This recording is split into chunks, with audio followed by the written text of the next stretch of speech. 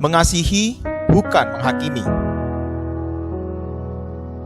Suatu hari seorang bos besar yang memiliki beberapa toko yang menjual barang-barang rumah tangga mencoba untuk menyamarkan dirinya menjadi seorang pembeli. Buat apa dia melakukan hal tersebut? Dia melihat angka penjualan tokonya yang terus menurun, dan dia juga mendengar bahwa banyak pelayan dari toko-tokonya itu bersikap tidak ramah terhadap pelanggan. Setelah mengubah penampilannya, dia berubah menjadi seorang kakek tua dan akhirnya masuk ke salah satu toko. Memang penampilannya ini hanya biasa-biasa saja. Dia pun berjalan dengan memakai sebuah tongkat.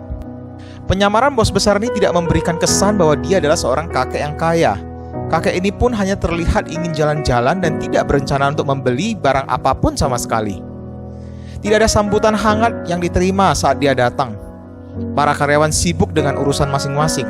Malah ada yang sedang bermain handphone, ada yang ngobrol dengan rekan sekerjanya. Tidak ada petugas toko yang mencoba mendekati sang kakek untuk menanyakan apa yang mereka bisa bantu. Dia berjalan ke bagian yang memamerkan spring bed. Dia mencoba keempukan dari kasur-kasur itu. Ada harga yang dipajang, tapi dia pura-pura matanya kabur. Tapi tidak ada satu karyawan pun yang mencoba untuk membantunya dan menjelaskan keunggulan dari masing-masing tempat tidur yang dijual.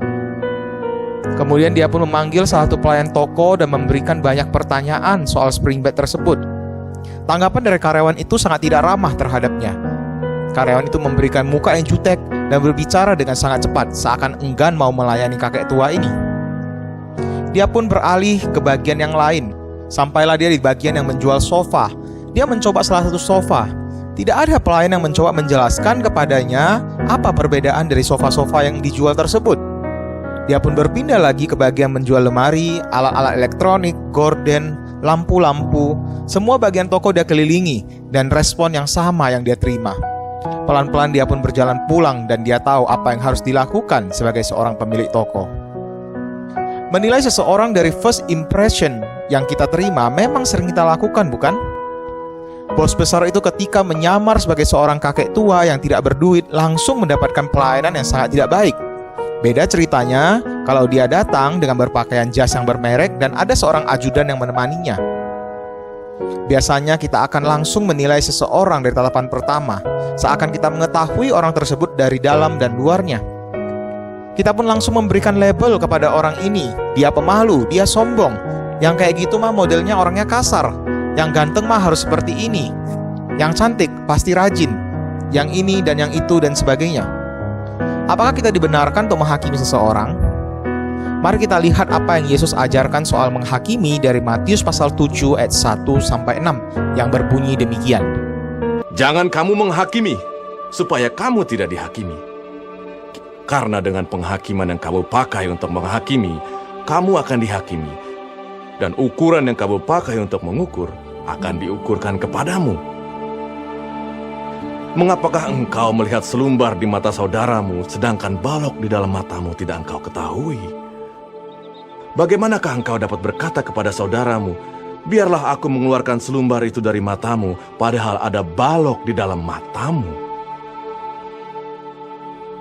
Hai orang munafik, keluarkanlah dahulu balok dari matamu, maka engkau akan melihat dengan jelas untuk mengeluarkan selumbar itu dari mata saudaramu.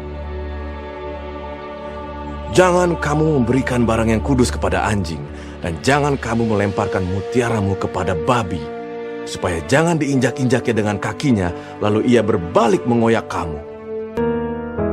Yesus mengawali pengajaran tentang menghakimi dengan sebuah peringatan yang sangat keras. Jangan kamu menghakimi supaya kamu tidak dihakimi. Jangan kamu menghakimi supaya kamu tidak dihakimi. Kata menghakimi dalam konteks ini lebih tepat dimaknai sebagai sebuah pernyataan yang mempersalahkan orang lain. Seorang manusia bertindak sebagai seorang hakim yang menyatakan orang lain bersalah dan dirinya yang paling benar. Padahal kita belum tentu berada pada posisi yang benar. Siapa yang berhak menilai kita benar ataupun salah? Yang layak bertindak sebagai seorang hakim hanya adalah Allah. Kebenaran yang mutlak hanya milik Allah. Yakobus 4 ayat 12 menjelaskan kepada kita bahwa hanya ada satu pembuat hukum dan hakim, yaitu Yesus Kristus, Allah sendiri, yang akan datang sebagai hakim yang akan menghakimi semua umat manusia pada akhir zaman. Kita tidak boleh menghakimi agar kita tidak dipandang bersalah oleh Allah atas penghakiman kita, karena kita tidak layak untuk menyatakan saya benar ataupun orang lain yang salah. Lagi-lagi Yesus melontarkan kritik terhadap orang-orang munafik yang di luar kelihatan beragama dan hidup kudus, tetapi hatinya tidak tertuju kepada Tuhan. Ternyata orang-orang munafik ini suka menghakimi orang lain. Yesus menggunakan penggambaran tentang balok dan selumbar untuk menggambarkan bagaimana seorang munafik menganggap dirinya sebagai seorang hakim atas saudara-saudaranya. Mereka itu sanggup melihat selumbar yang ada di mata saudaranya, padahal ada balok yang menutupi tatapan mata mereka. Apa yang membedakan balok dengan selumbar? Dalam bahasa asli Alkitab, selumbar itu diterjemahkan dari kata karpos dalam bahasa Yunani yang berarti serpihan atau serbuk kayu yang sangat kecil.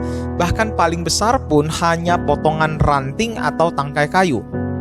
Di samping itu, balok diterjemahkan dari kata dokos dalam bahasa Yunani yang berarti potongan kayu yang besar yang biasa digunakan sebagai palang utama dari atap rumah atau tiang utama dari konstruksi sebuah rumah. Sangat kontras bukan? Bedanya balok dengan selumbar. Mata yang tertutup oleh balok kayu yang besar bisa bertindak sebagai hakim yang dapat menuduhkan kesalahan saudaranya yang amat kecil, sekecil serbuk kayu. Dengan tatapan mata yang sudah terhalangi oleh balok kayu, orang-orang munafik ini bukan hanya menghakimi, malah mereka menawarkan jasa membantu saudaranya untuk mengeluarkan selumbar dari mata saudaranya. Sesuatu yang sangat impossible bukan? Saya pernah kemasukan serbuk kayu di mata saya. Saya saja butuh orang lain yang penglihatannya tidak terganggu untuk membantu meniup agar serbuk kayu itu keluar dari mata saya. Mungkin sekali saya meminta seorang yang buta menolong saya. Tampaknya sangat mustahil bukan? Tapi itulah orang-orang munafik yang menghakimi. Di dalam kemunafikannya mereka tidak menyadari bahwa problem hidup mereka lebih besar. Mereka malah mau menolong orang lain yang problemnya lebih kecil. Orang-orang munafik ini menilai bahwa diri mereka adalah yang paling benar, tidak bercacat celah di hadapan Tuhan. Pembenaran sepihak ini didasarkan atas kemampuan mereka untuk menjalankan setiap perintah agama dengan sangat teliti. Mereka menjalankan kewajiban beragama dengan tekun. Mereka menganggap bahwa dengan cara demikian mereka akan dipandang benar oleh Allah. Mereka memberikan penghakiman kepada orang-orang lain yang tidak sanggup menaati pengajaran agama seperti yang telah mereka ajarkan dan kerjakan. Oleh karena itu, mereka-mereka ini memiliki kesalahan yang besar. Orang-orang munafik ini datang menjadi juru selamat bagi saudaranya. Padahal semua manusia telah berdosa di hadapan Allah dan hanya Yesus yang dapat menjadi sang juru selamat itu. Hanya oleh kasih pengampunan dari Allah saja yang telah mengorbankan anaknya Yesus Kristus untuk menebus manusia dari dosa. Hanya dengan cara demikian saja manusia dapat dibenarkan di hadapan Allah. Bukan oleh perbuatan manusia sebaik apapun dan sesuci apapun itu. Hanya oleh anugerah saja kita dibenarkan di hadapan Allah. Yesus menawarkan satu cara yang paling ampuh bagi para murid agar mereka tidak menghakimi, yaitu dengan cara introspeksi diri. Kita perlu menyadari bahwa setiap kita adalah manusia berdosa. Dosa telah membuat mata kita tertutup oleh balok besar yang menghalangi kita untuk melihat kebenaran dari Allah. Kita tidak sanggup mengeluarkan balok kayu itu sendiri karena kita juga berada dalam kondisi yang buta. Kita butuh karya Allah yang menolong kita. Hanya Yesus yang sanggup mengangkat balok kayu itu keluar dari mata kita karena dialah sang kebenaran yang tidak berdosa sama sekali. Hanya mata Yesus yang dapat melihat dengan jelas balok itu. Setelah balok yang menutupi tatapan mata kita dibuang oleh Yesus, barulah kita dapat melihat dengan jelas. Dengan penglihatan yang jelas, kita baru akan dapat melihat bahwa di mata saudara-saudara kita yang lain ada selumbar yang menghalangi pandangan mereka. Namun sebagai orang-orang yang telah merasakan kasih Allah, cara pandang seorang murid terhadap selumbar di mata saudaranya akan berbeda. Bukan lagi dengan tatapan mata penghakiman, tetapi dengan tatapan mata kasih, sebagaimana Allah memandang kita. Sebagaimana Allah berbelas kasihan kepada kita, kita juga dapat menunjukkan kasih Allah yang telah kita terima kepada orang lain dengan menolong mereka untuk dapat menjalani hidup sebagai manusia baru dan meninggalkan dosa-dosanya. Di dalam komunitas orang percaya, secara bersama-sama kita saling menegur jika ada kesalahan atau dosa yang diperbuat salah satu anggota tubuh Kristus. Tetapi teguran ini didasarkan pada kerendahan hati dan kasih dengan tujuan agar kian hari kita secara bersama-sama dapat kian terus disempurnakan agar semakin serupa dengan Kristus.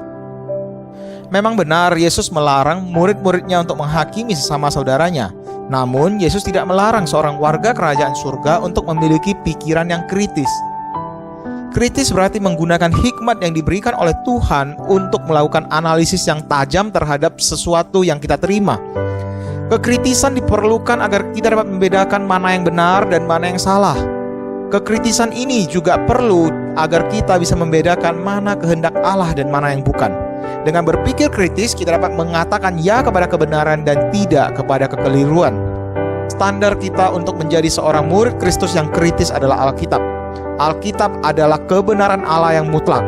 Kebenaran Allah bukan berdasarkan kebenaran yang terlihat dari luar, tetapi bagi Allah kebenaran yang terpancar keluar dari dalam hati yang telah dikuduskan oleh Allah adalah yang terpenting.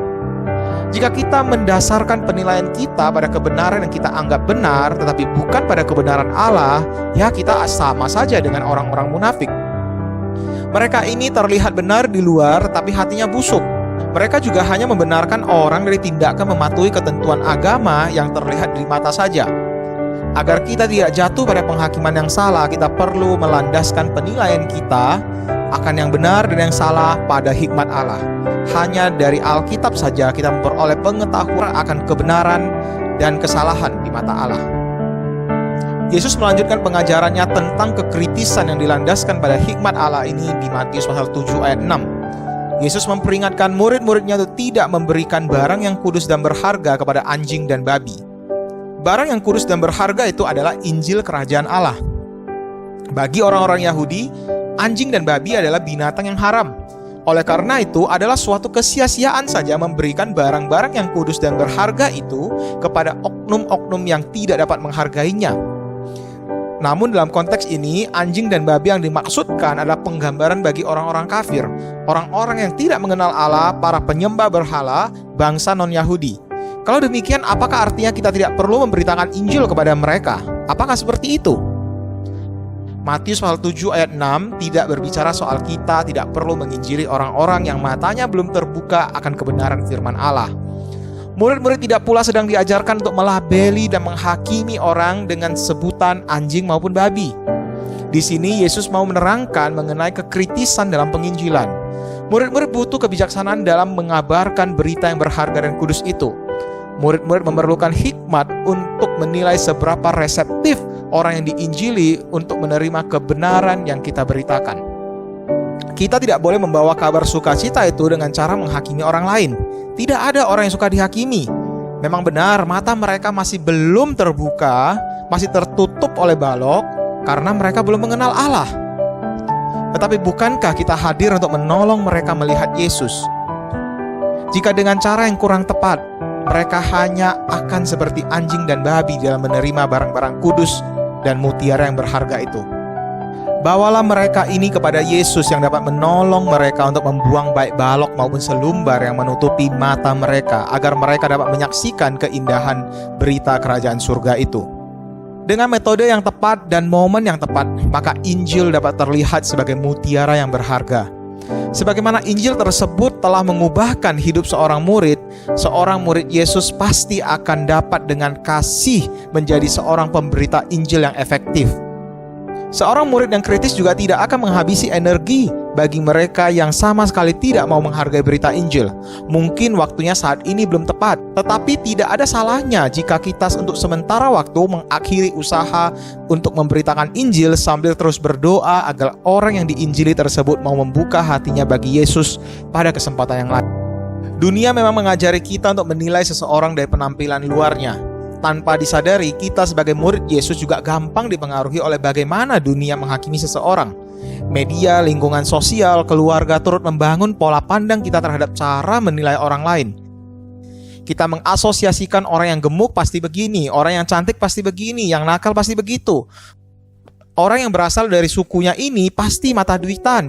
Orang yang dari daerah ini pasti tidak jujur. Orang yang dari kota ini pasti rajin. Kalau dari kota lain mah malas orangnya. Bangsa ini pasti pintar, ganteng lagi orangnya. Kita juga hidup dalam kacamata penghakiman orang lain, bukan? tanpa disadari, akhirnya kita pun turut menghakimi orang lain dengan pola pandang dunia. Gosip dan menggosipkan orang lain menjadi kebiasaan yang kita anggap wajar. Padahal kita juga bukan manusia yang sempurna. Bukankah yang berhak untuk menghakimi seseorang hanyalah Tuhan? Keadaan dunia memang seperti itu, tetapi sebagai anak-anak Tuhan kita dipanggil untuk menjadi orang yang kritis sesuai dengan firman Tuhan. Kita tidak dipanggil untuk menjadi hakim atas saudara-saudara kita, sehingga membuat kita malah menjadi lupa diri kalau kita juga adalah manusia yang berdosa yang telah diselamatkan terlebih dahulu oleh kasih anugerah Allah. Kita memang telah dibenarkan oleh Allah, tapi kita bukan disuruh untuk menghakimi orang lain dengan memvonis mereka salah maupun benar. Kita dipanggil untuk selalu kritis mengintrospeksi diri, menilai apakah kita sudah hidup sesuai dengan firman Tuhan sambil menolong saudara-saudara yang lain untuk mengenal Tuhan dan dapat menghidupi iman mereka. Kiranya Roh Kudus terus menolong kita dalam menjadi murid-murid kerajaan surga.